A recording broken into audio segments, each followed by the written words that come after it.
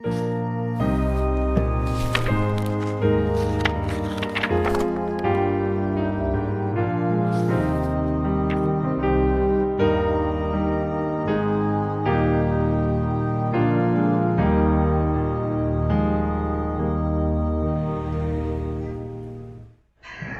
algo importante tener buena reputación.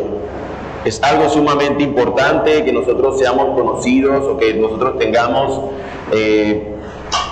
un buen nombre, ¿sí? Que las personas sepan de lo que nosotros podemos hacer, de qué responsable pudiéramos ser en algo, de un buen nombre que tengamos en cuanto a algo. Eso no es algo malo en sí mismo. De hecho, a usted le gustaría que cuando va a hacer un negocio, ¿a quién no le gustaría que si fuera a hacer un negocio no tendría que presentar tantos papeles, simplemente con su nombre, con sus palabras, bastaría? ¿A quién no le gustaría que su nombre simplemente fuera un sinónimo de cumplimiento, de responsabilidad y de seguridad? Un buen nombre es eso, una buena reputación implica eso. Ahora, el peligro que vamos a observar aquí yace en creer que se ha alcanzado un estatus de buena reputación y perder de vista lo más importante. Es decir, hemos alcanzado un estatus, hemos alcanzado un lugar, una posición donde nosotros ahora no necesitamos esto. Y a veces lo vemos nosotros, que cuando hay ciertas cosas que consideramos que debe tener la iglesia, cuando se alcanza ese nivel, ya es suficiente para decir ya estamos donde deberíamos estar, y se empieza a perder de vista lo más importante, que es el Señor Jesucristo, quien es el Rey de su iglesia.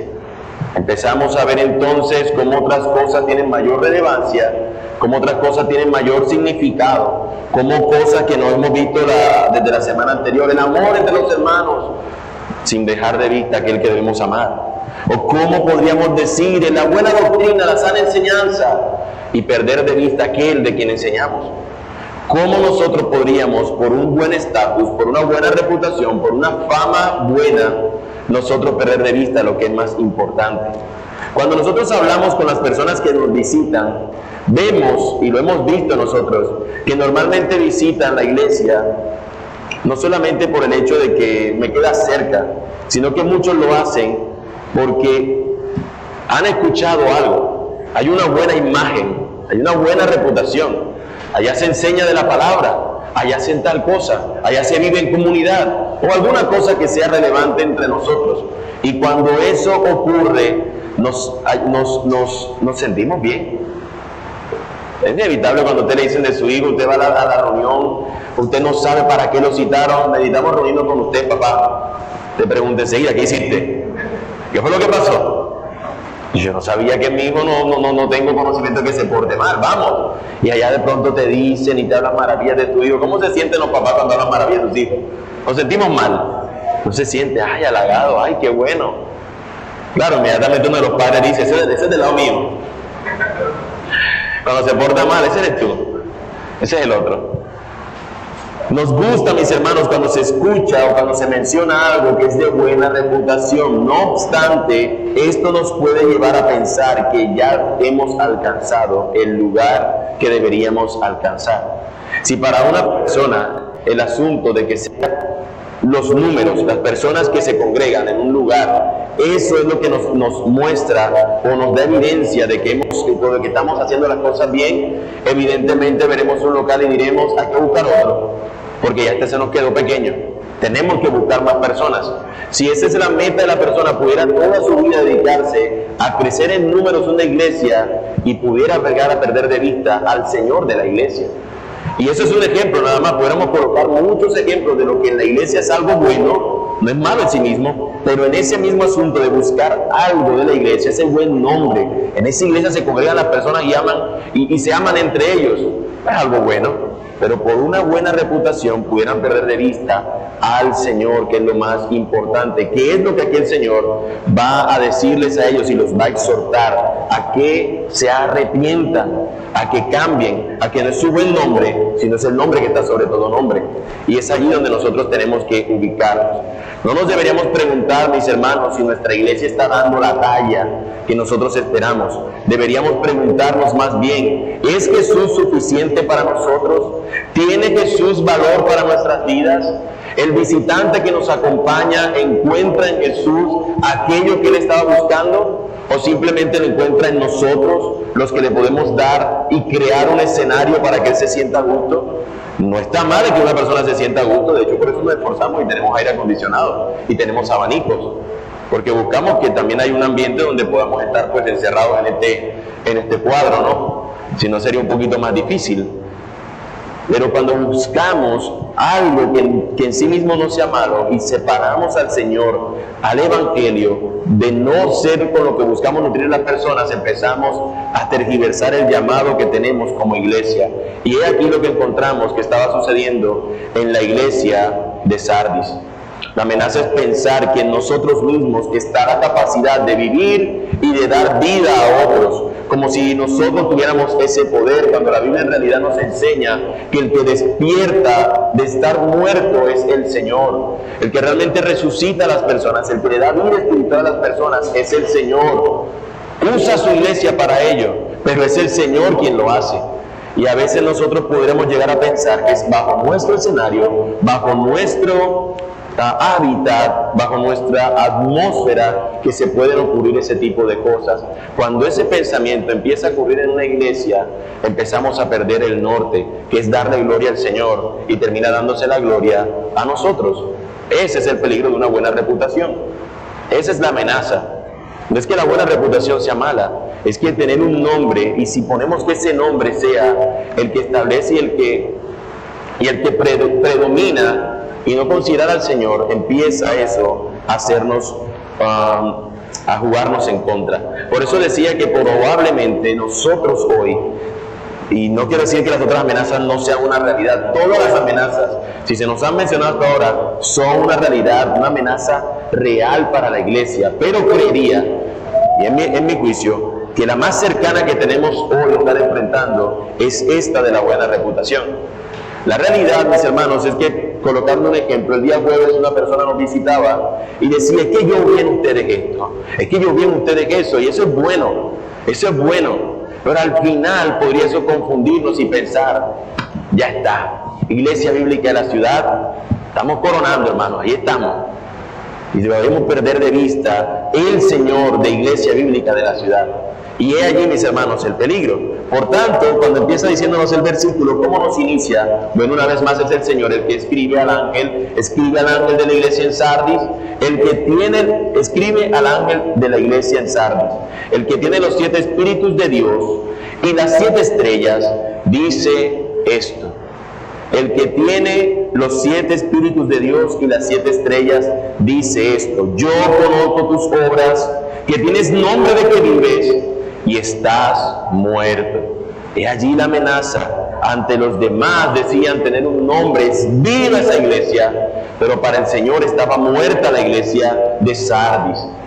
Entonces las personas tenían una vida en comunidad, tenían una relación la iglesia, y ante los demás lucía como una iglesia viva, pero mis hermanos realmente no lo era.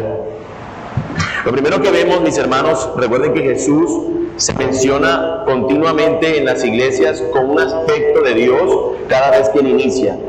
Va a hablar Jesús a esta iglesia, Jesús se le presenta de tal modo. A esta iglesia el Señor le dice que Él es el que tiene los 7 espíritus de Dios y las 7 estrellas. Recordarán ustedes lo que hemos venido desde el principio en esta serie, que cuando se nos habla de estrellas, ¿a qué se estaba refiriendo? A los pastores también, que es el mismo ángel que aparece allí, a los pastores. Pero cuando nos habla de 7 espíritus de Dios, nos deja con una intriga. ¿Será que Dios tiene 7 espíritus? ¿Qué quiere decirnos ahí el texto? Bueno, realmente los números en Apocalipsis son significativos. Los múltiplos de 7 y los múltiplos de 10 siempre están en un sentido de contemplar plenitud.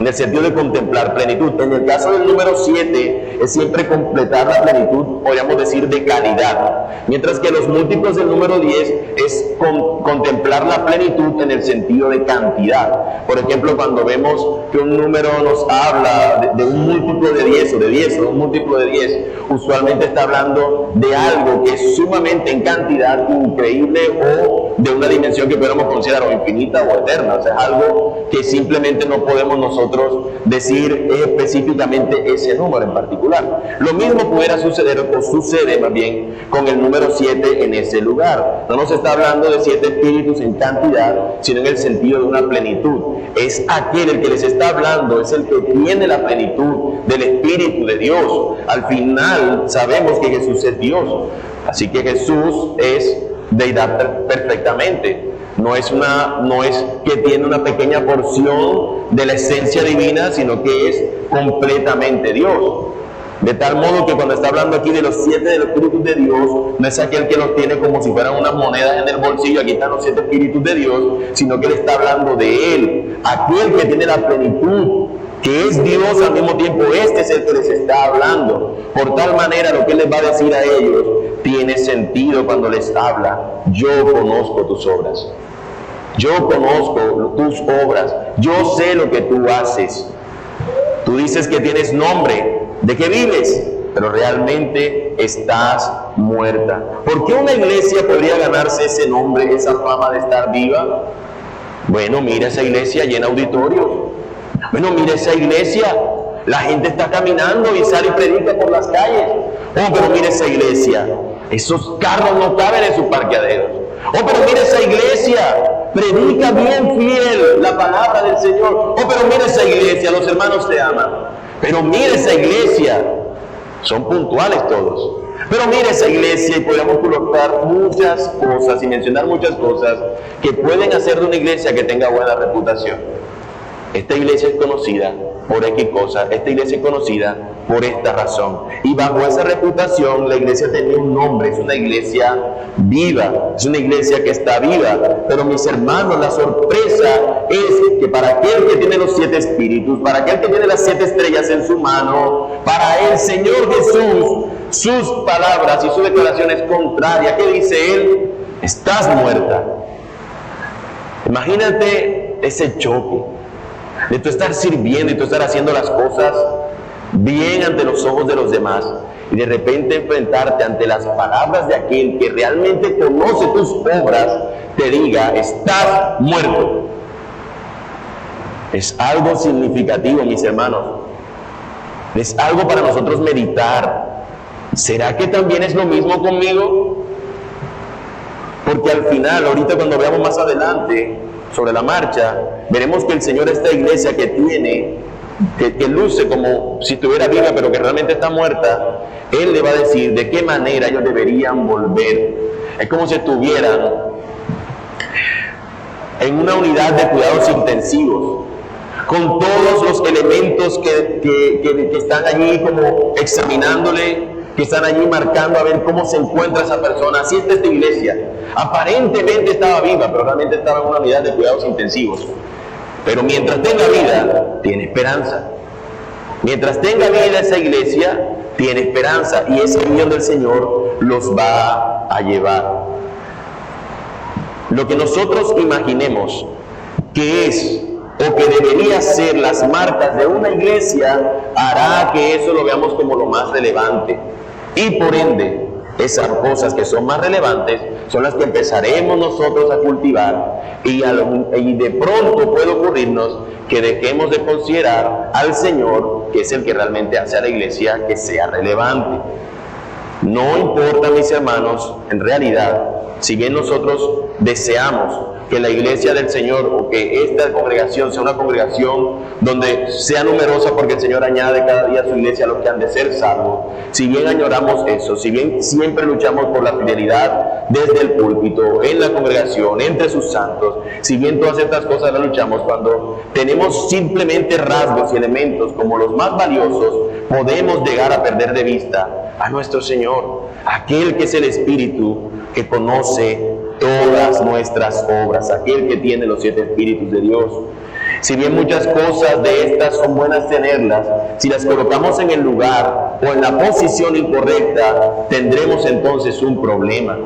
Quien debe estar como el Señor que debe ser amado es nuestro Señor, no nosotros. La iglesia de Sardis tenía el nombre de estar viva. De hecho, mis hermanos, si nos imaginamos en este tiempo vivir una iglesia con esa fama, con esa reputación, seguro muchos querrían estar allí. Es que yo los veo por YouTube.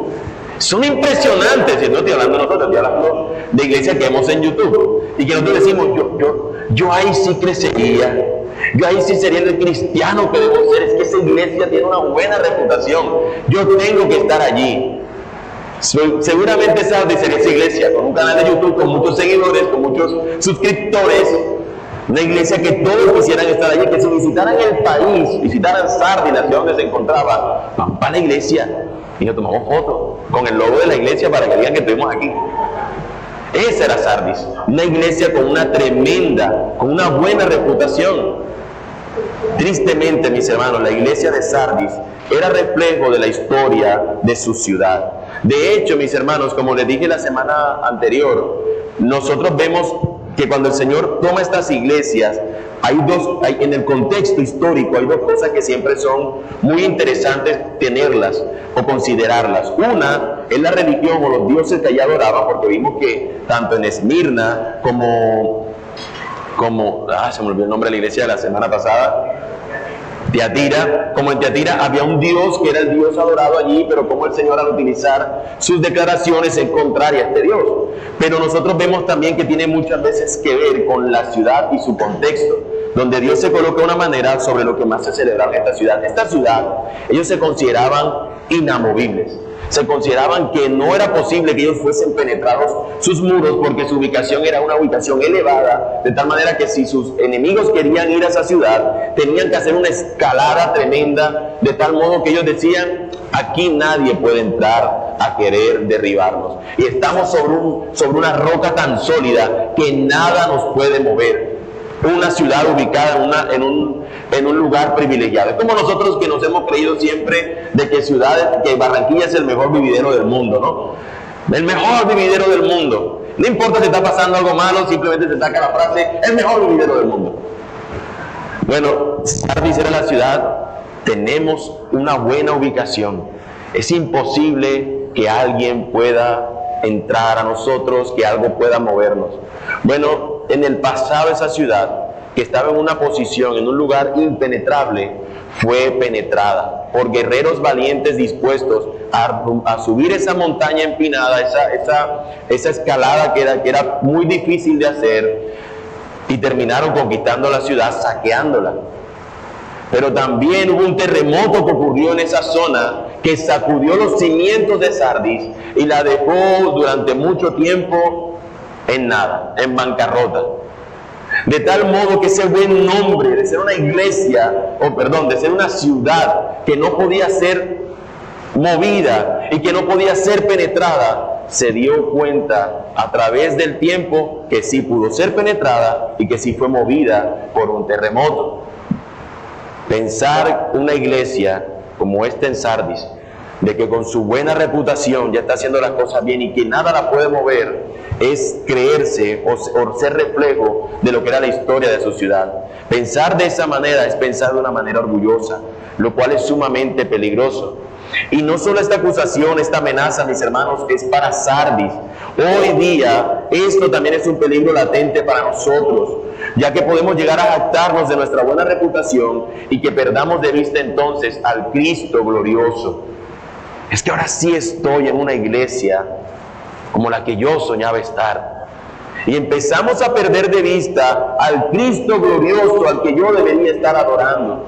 Y eso, mis hermanos, es la amenaza y es la consideración aquí. ¿Qué necesitamos para nosotros no terminar pensando de esta manera? Necesitamos matar el orgullo para poder vivir. Fíjate esta paradoja. Para poder vivir, tengo que matar el orgullo, no otra cosa. Que muera el orgullo para yo poder someterme a mi Señor, para estar rendido ante Él. Y eso lo veremos, mis hermanos, no a través de 5 encabezados, sino a través de 5 mandatos que en el mismo texto nos encontramos. Son 5 mandatos que el Señor le va diciendo a esta iglesia. Tú crees que vives, pero estás muerta. Así que considera lo siguiente, es básicamente lo que podemos encontrar acá. Versículo 2, la parte inicial del capítulo 3 de Apocalipsis, nos dice: ponte en vela. Ponte en vela. O en otra versión dice: sé vigilante. Sé vigilante.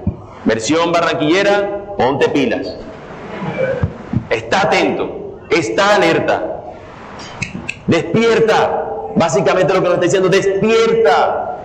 Al igual que esta ciudad, y estoy hablando de la ciudad, que bajó la guardia y terminó confiando en su posición, así estaba sucediendo con la iglesia de Sardis. Había bajado la guardia, estando cimentada sobre su buen nombre, que había perdido de vista que podía ese buen nombre ser sacudido. Recuerden que solamente hay algo que es la roca inconmovible, y es Cristo Jesús. Cualquier otra cosa es sembrar o cimentar o construir sobre la arena. Solo Cristo es la roca que puede sostenernos. Solamente Cristo. Esta iglesia termina confiando en su buen nombre y terminó ahora muerta cuando pensaba que estaba viva.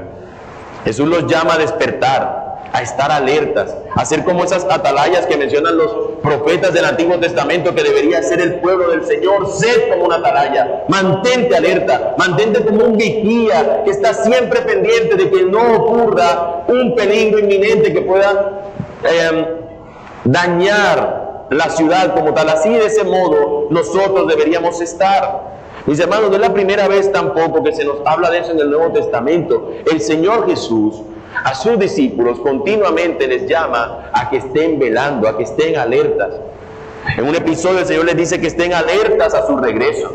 Estén alertas que yo vuelvo. Pero también les habla en un episodio que estén alertas porque el enemigo ha querido venir a zarandearlos. El enemigo quiere atacarles. Estén alertas, velen en oración. Mis hermanos, nosotros muchas veces las alertas que ponemos en nuestras vidas son las alarmas para despertarnos,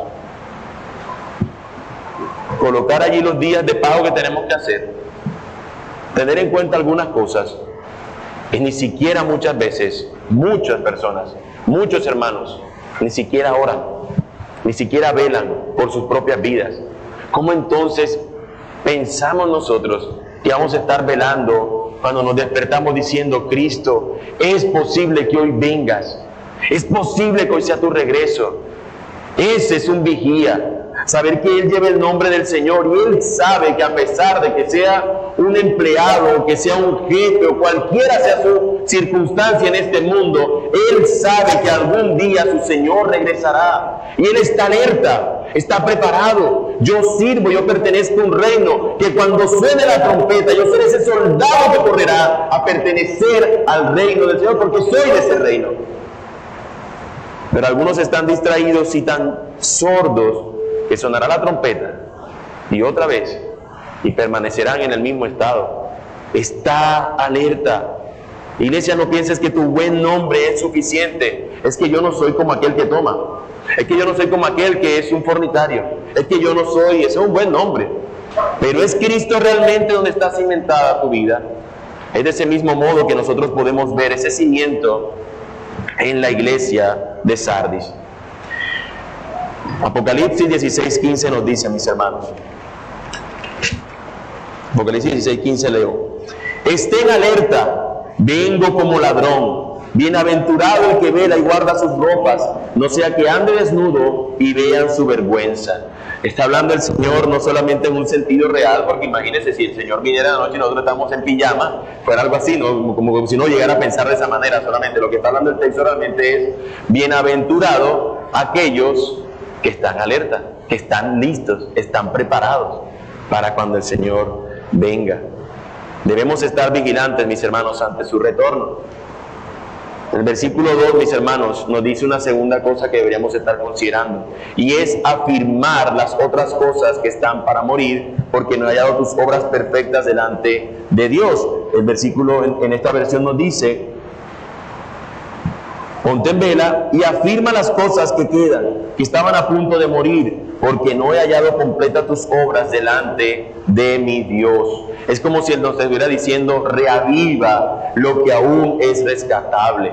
Es decir, toda tu parcela no se ha dañado. Tienes aún un terreno donde tú puedes con eso todavía seguir allí, dando fruto con eso. Habían cosas que la iglesia tenía que aún no mostraban que sus obras estaban perdidas.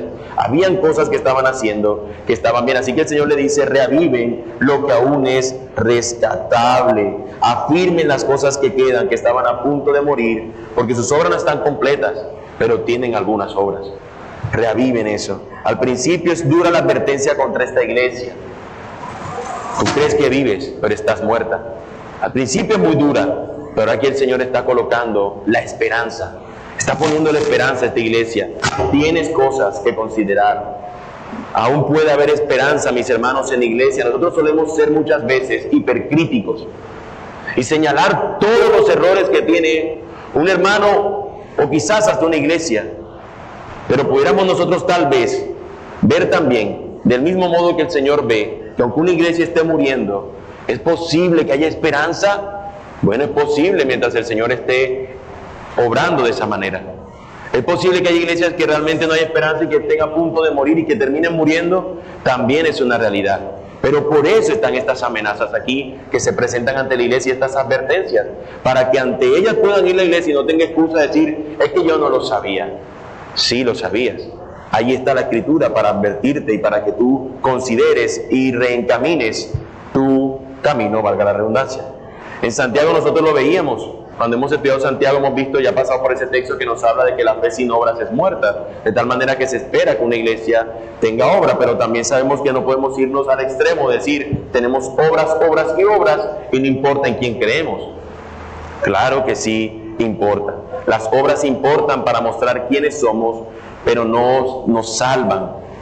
No obstante, nuestra fe muestra en quién nosotros creemos y de quién somos. Por ende, el texto en el versículo 3, la parte inicial, nos dice dos consideraciones. Hemos visto dos. La primera es que estemos alertas. La segunda que hemos visto es que hay algunas cosas que pueden ser rescatables. Y ahora vamos a ver dos en una.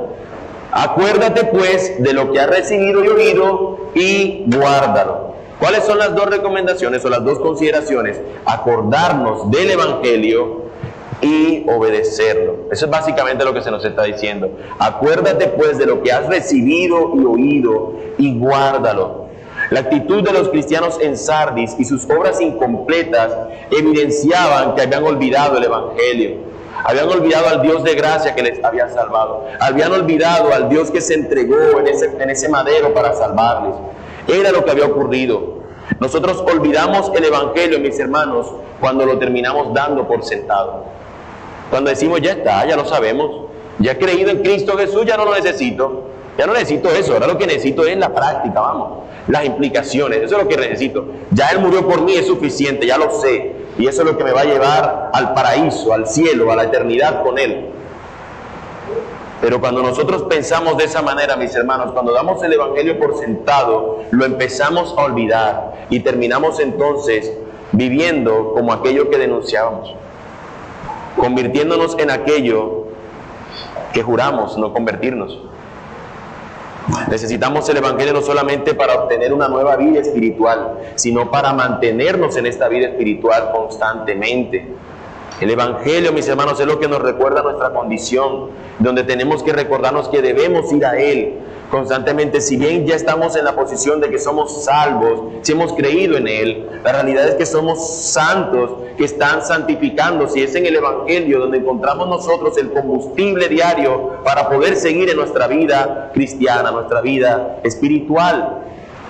Voy a parafrasear una frase de Don Carson, que es un pastor y teólogo, en el cual habla acerca de cómo la iglesia en una generación puede fácilmente olvidar el Evangelio. Y él dice, una primera iglesia, una primera generación, cree el Evangelio y vive las implicaciones del Evangelio. Pero en una segunda generación puede dar por sentado el Evangelio y solamente vivir las implicaciones, es decir, vivir una vida santa y de tal manera. Una tercera generación después de esta ya no cree igual en el Evangelio y solamente vive de una buena reputación o de una buena manera de vivir. Y eso, mis hermanos, si usted y yo hacemos un análisis de hace 30, 20, 10 años, iglesias que eran sólidas, en una siguiente generación empieza a perder de vista al Dios glorioso por irse tras algo que simplemente consideran bueno tenerlo y ya. Dejó de perder sentido, o dejó de tener sentido más bien, el Evangelio, y otras cosas empezaron a tener ese sentido. Implicaciones del Evangelio: ir a dar a los pobres, dar al necesitado. Tenemos que cantar de tal manera que la gente cante al Señor. Tenemos que hacer X cosas, y muchas otras cosas empiezan a ocupar el lugar que debería ocupar el Evangelio en la vida de la iglesia, en la vida del creyente. Por eso el Señor dice: acuérdate pues de lo que has recibido y oído, guárdalo, porque puedes pensar que estás vivo cuando realmente estás muerto. Y entonces, ¿qué hacemos ante eso? El versículo 3, la parte final lo dice: arrepiéntete, arrepiéntete, guárdalo y arrepiéntete. Si lo anterior ha pasado, arrepiéntete. Debía esta iglesia dejar de pensar que había vida en sus propias acciones, en que su propia creatividad, en que su propia fuerza, en que su propio carácter, en que sus propios logros evidenciaban vida, cuando el Señor les está diciendo que no había vida en ellos. Por tanto, ellos debían arrepentirse. En vez de jactarnos, deberíamos dar gracias por la vida que tenemos en Cristo, por su palabra y por su Espíritu. Deberíamos, mis hermanos, encontrar ese gozo y consuelo en ello. ¿Por qué deberíamos considerar estos 5 mandatos de Jesús aquí? ¿Por qué no solamente una iglesia, sino también nosotros que somos la iglesia, nosotros como individuos, deberíamos considerar estos 5 mandatos? Bueno, mis hermanos, porque la advertencia de Jesús termina siendo fuerte, termina siendo confrontadora. Pues si no velas, es decir, si no estás atento, si no estás alerta, que fue como empezamos, vendré sobre ti como ladrón, y no sabrás a qué hora vendré sobre ti. El vigilante estaba en un lugar alto en las fortalezas para estar alerta ante cualquier ataque. El Señor le está diciendo: si tú estás alerta, yo vendré y ni cuenta te darás. Vendré como un ladrón en la noche. Nadie lo espera. Nadie dice: esta noche va a venir un ladrón, voy a poner el sistema de seguridad. Nadie espera que venga un ladrón a su casa. Nadie quiere, de hecho, que venga un ladrón a su casa.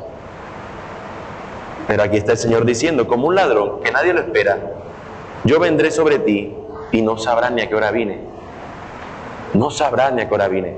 De tal manera, mis hermanos, que deberíamos considerar estas cosas. ¿Por qué? Porque el juicio, según la palabra del Señor en 1 Pedro 4:17, empieza en casa. Empieza en casa. No es que digamos, se va a empezar por allá en otro lugar, el Señor a los impíos los va, con su justicia la va a aplicar sobre ellos. La Escritura nos dice que empieza en casa. Mientras se mantenga el llamado al arrepentimiento, mis hermanos, podemos entonces tener gozo, porque hay esperanza. Mientras tú tengas vida, hay esperanza. Mientras tú estás aquí escuchando estas palabras, tenemos esperanza como iglesia de ver esta amenaza y prepararnos para enfrentarla. Tenemos nosotros ese privilegio por parte de nuestro Señor de estar estudiando este pasaje, ver estas amenazas y decir: no queremos, Señor, ser infieles ante ti, queremos permanecer fieles a ti. Por tanto, Señor, ayúdanos a que podamos ser obedientes. Mientras se mantenga este llamado al arrepentimiento, hay esperanza, y no importa cuán enferma, en qué estado en la UCI se encuentre una iglesia, mientras haya oportunidad para que se arrepienta, Cristo puede darle vida a través del Evangelio. Mis hermanos, no seamos osados, no nos creamos el Señor para señalar iglesias y decir: ahí está el mal, esa es una sinagoga de Satanás. Cuando, mi hermano, si hay oportunidad para que se arrepientan, el Señor puede hacerlo. Mis hermanos, si yo hablo de estas amenazas, y hablo también por el pastor Alejandro, mis hermanos, yo no estoy pensando en otra iglesia fuera de nosotros. Yo puedo pensar en que en otra iglesia puede estar ocurriendo, pero hablo de iglesia bíblica de la ciudad y de nuestro llamado, mis hermanos, a considerar estas amenazas. Y tú que estás aquí, visita, o que ya formas parte de iglesia bíblica de la ciudad, esta amenaza también es para que tú la consideres, no para que tú y yo andemos de señaladores de pecados ajenos. Cuando se nos llama a esta realidad, a la iglesia, y luego se nos va a decir que el que tiene oídos para oír, oiga lo que el Espíritu dice a las iglesias. Es el Señor hablándole a la iglesia. No es un hermano aquí cuchicheando acerca de otra iglesia. ¿Se entiende la expresión cuchichear, no? Como murmurar, ¿no?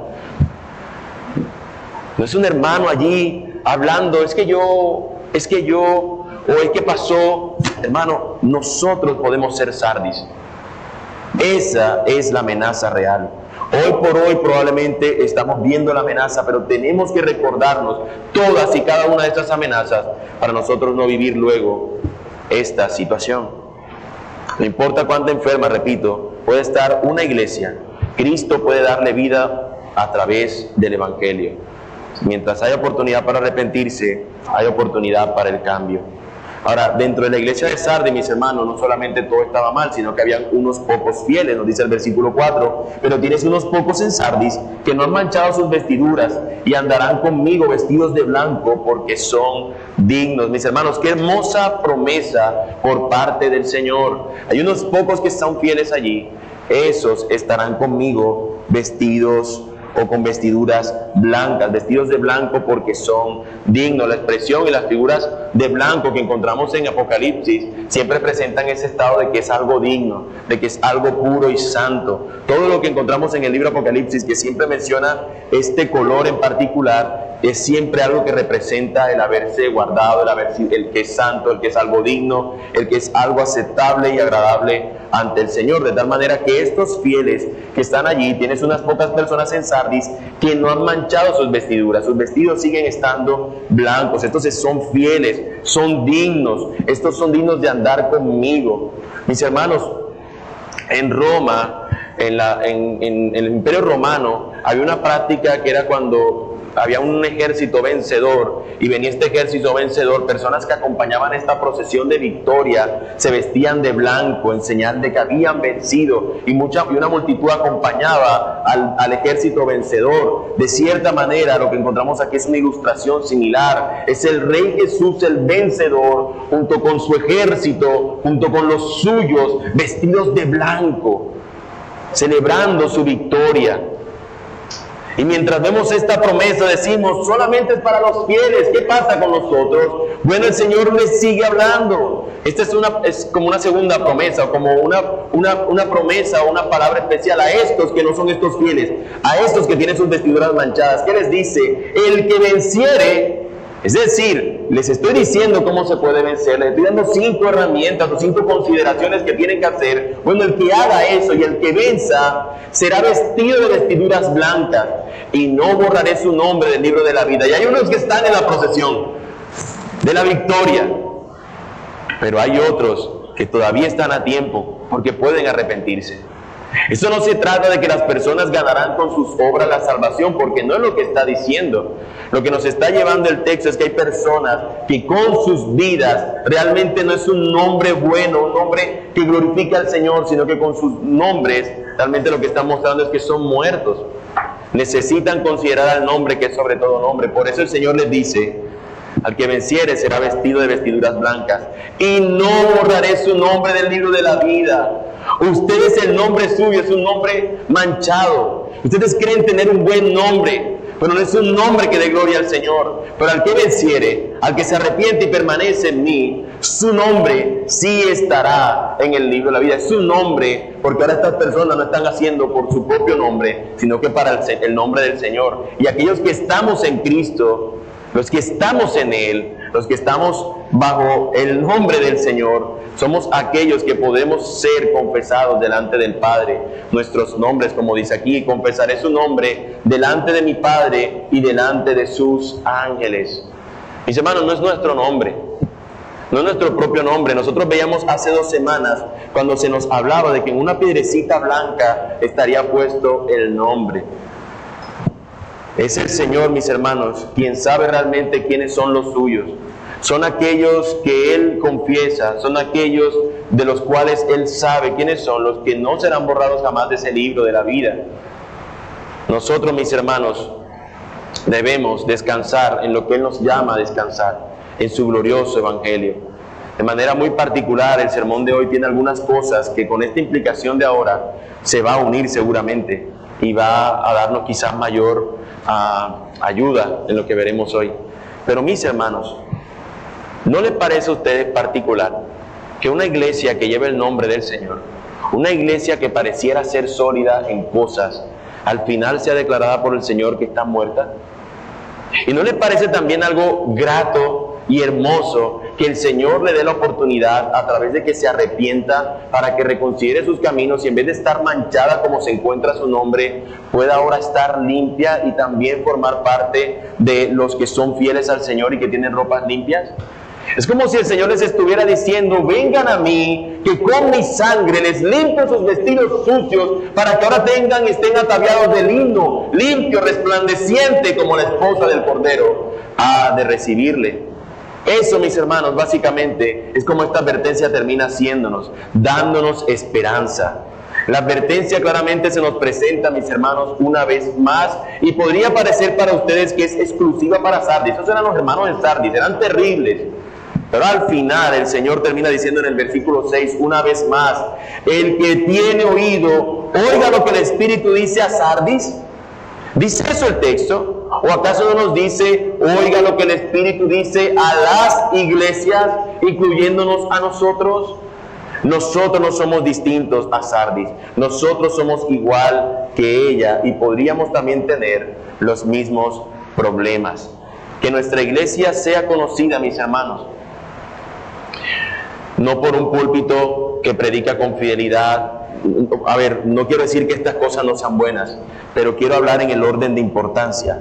Probablemente nosotros empecemos a mencionar muchas cosas de nuestra iglesia o de una iglesia saludable, una iglesia que ora, una iglesia que visita al enfermo, una iglesia que ayuda al necesitado, una iglesia que predica con fidelidad su palabra, una iglesia donde se ve el amor entre los hermanos, una iglesia que cuando hay pecado también se busca la reconciliación, una iglesia que tiene todas estas cosas que el Señor pide. Pero ¿qué tal si terminan siendo esas cosas meramente obras externas que muestran un buen nombre y se ha perdido de vista el que esa iglesia realmente esté aferrada a Cristo? Deberíamos nosotros, mis hermanos, entonces procurar con toda ansia, con todo deseo, el estar aferrados a Cristo. Y yo les invitaría a que todos y cada uno de nosotros oremos por eso, que nuestra iglesia sea conocida porque está aferrada a Cristo. Cierro con estas palabras del autor Juan Sánchez.